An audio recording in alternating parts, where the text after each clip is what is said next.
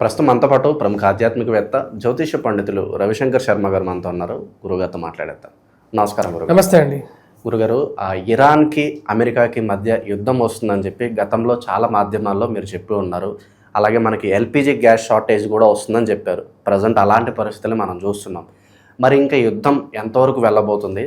ఈ గ్యాస్ లాగా మనం ఇంక ఏ వస్తువుల డిమాండ్ అనేది పెరగబోతుంది? జనాలు క్యూ లైన్లో ఏ వస్తువుల కోసం నిల్చోబోతున్నారు? మరి ట్రంప్ భవిష్యత్తు ఏంటి? చాలా ఇబ్బంది పెడుతున్నారు అందరినీ. ప్రతి ఒక్కరు సఫర్ అవుతున్నారు ట్రంప్ వల్ల. ఆర్థికంగా కావచ్చు, దేశ ఆర్థిక పరిస్థితులు ఈ పరాభవన సంవత్సరం ఏ విధంగా ఉండబోతుందంటారు?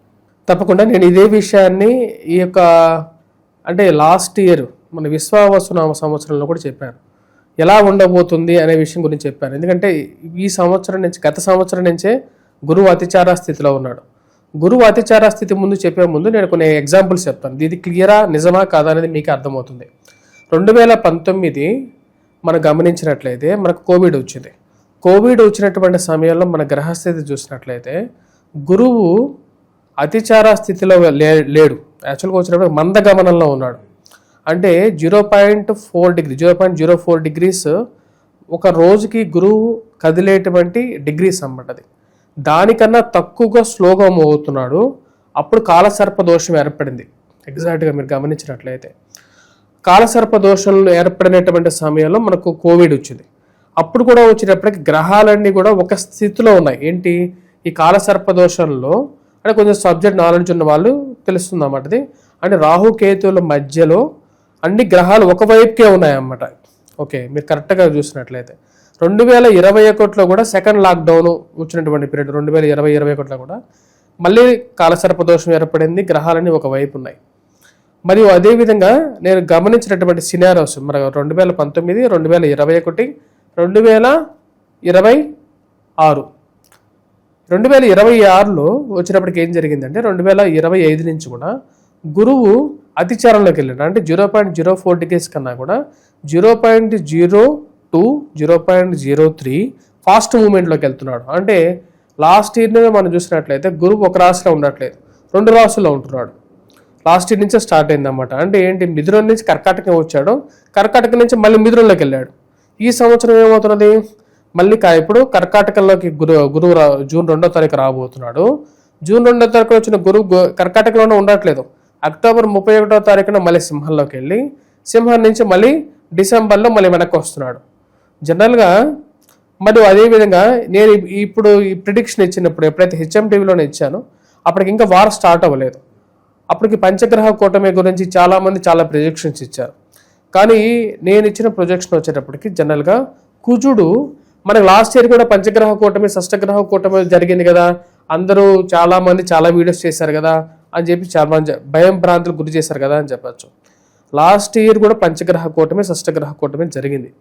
కానీ లాస్ట్ ఇయర్ కుజుడు ఆ యొక్క పంచగ్రహ కూటమిలో ఇన్వాల్వ్మెంట్ లేదు మనం గమనించినట్లయితే. అప్పుడు కుజుడు ఎక్కడ ఉన్నాడు, కుజుడు ఆ టైంలో వచ్చేటప్పటికి కుజ స్తంభన జరిగి తన కర్కాటక రాశి, సింహరాశిలో సంచారం చేస్తున్నాడు. కానీ ఈ సంవత్సరం అంటే ఈ పంచగ్రహ కూటమి జరిగినప్పుడు కుజుడు కూడా ఇన్వాల్వ్మెంట్ అయ్యాడు ఈ పంచగ్రహ కూటమిలో. దాని తర్వాత ఎప్పుడైతే పంచగ్రహ కూటమిలో ద డిగ్రీ బిట్వీన్ అంటే ముఖ్యంగా వచ్చేటప్పటికి బుధుడికి, రవికి, శుక్రుడికి ఉన్నటువంటి డిగ్రీస్ చాలా మినిమల్ అన్నమాట. మినిమల్ డిగ్రీస్లో ఎప్పుడైతే 10 degrees అండ్ బిలో దగ్గరికి వస్తుంటేనే ఇలాంటి ఎరప్షన్స్, వార్స్ జరుగుతాయి.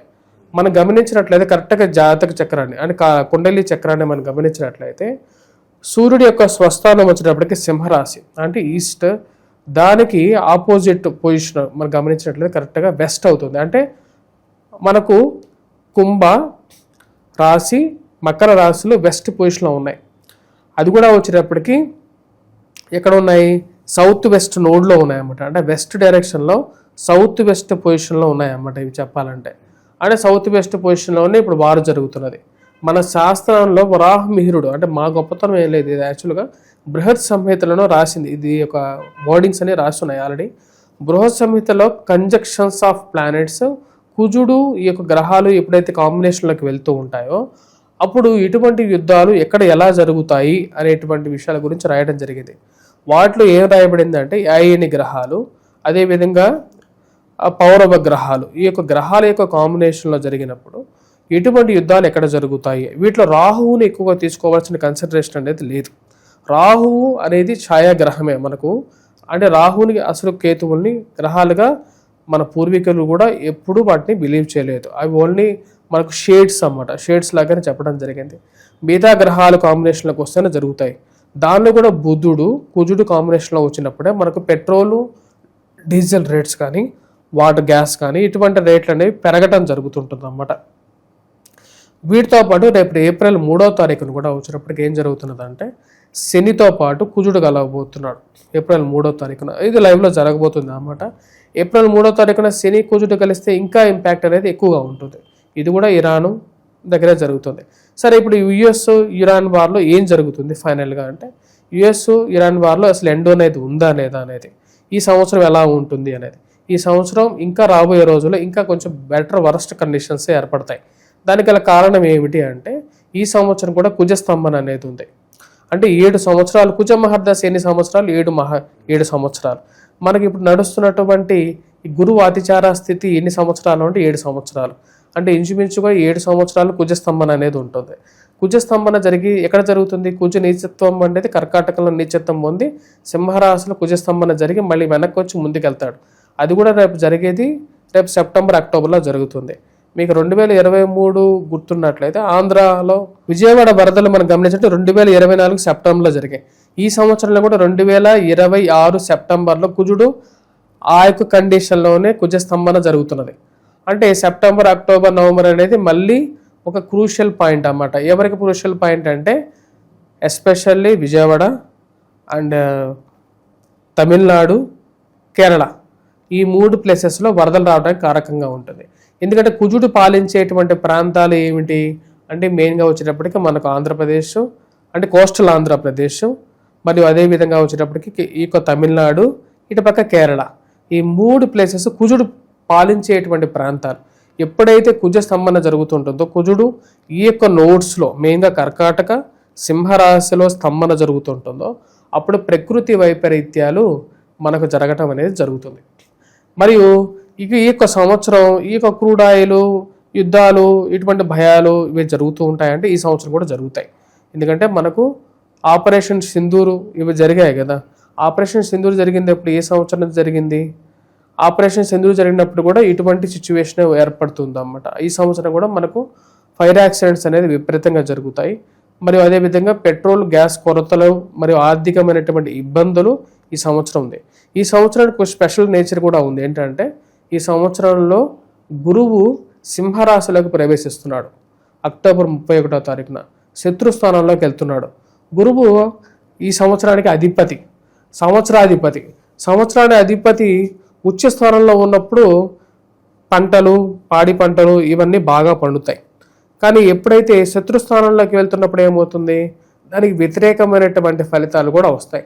అది అక్టోబర్ 31వ తారీఖు నుంచి ఆ వ్యతిరేకమైనటువంటి ఫలితాలు డిసెంబర్ వరకు కూడా వ్యాప్తి చెందుతాయి. కాబట్టి ప్రజలు ఈ యొక్క గురువు అతిచార స్థితిలో ఉన్నప్పుడు ఎలా ఉండాలి అనేది, ఎందుకంటే నెక్స్ట్ రాబోతున్నటువంటి big blast is going to come అనేది రాబోతున్నటువంటి సంవత్సరాల్లో కూడా ఇంకా కొంచెం బ్యాడ్గా రాబోతుంది. అంటే నెక్స్ట్ ఇయర్ కూడా దీనికన్నా కొంచెం వరస్ట్గా ఉంటుంది.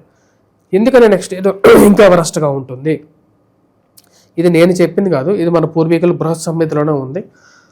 ఎందుకని దీని ప్రభావం ఎలా ఉండబోతుంది అంటే, నెక్స్ట్ ఇయర్ గురువు సింహరాశిలోనే ఉంటున్నాడు, అంటే శత్రుస్థానంలోనే ఉంటున్నాడు.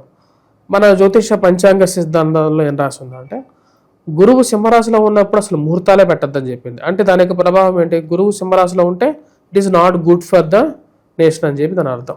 అదేవిధంగా నెక్స్ట్ ఇయర్ శని నీచత్వ స్థితిలోకి వెళ్తున్నాడు, అంటే డిప్లీటెడ్ స్టేట్లోకి వెళ్తున్నాడు. దాని యొక్క ప్రభావం ఎలా ఉంటుందో ఇక ఊహలకే మనం చెప్పచ్చు. అది చాలా ప్రాబ్లమాటిక్ కండిషన్ని క్రియేట్ చేయబోతుందని నెక్స్ట్ ఇయర్ అంటే 2027, 28 అనేది ఇంకా బ్యాడ్ పీరియడ్ అని చెప్పి మనకు క్లియర్గా అర్థమవుతుంది. కాబట్టి ఆర్థికమైనటువంటి పరిస్థితులు అంటే ముఖ్యంగా ప్రజలు ఏం జాగ్రత్తలు తీసుకోవాలి రాబోతున్నటువంటి సంవత్సరాల్లో అంటే, మెయిన్గా ఆర్థికమైనటువంటి పరిస్థితులు జాగ్రత్త పరుచుకోవడం, డబ్బుల్ని వృధాగా ఈఎంఐలకి కట్టకుండా వీలైనంత వరకు అప్పులు తగ్గించుకొని ఉన్నటువంటి డబ్బుని స్థిరపరచుకోవటం, జాగ్రత్తలు తీసుకోవాలి. ఎందుకని మరి అందరూ సరిగా ఎవాల్యుయేట్ చేయట్లేదు అంటే మెయిన్ రీజన్ అందరూ కూడా కుజుడితే ఫైనాన్షియల్గా దీని మీద ఒక ఇంట్రెస్ట్ అనేది ఉండాలి ఫస్ట్.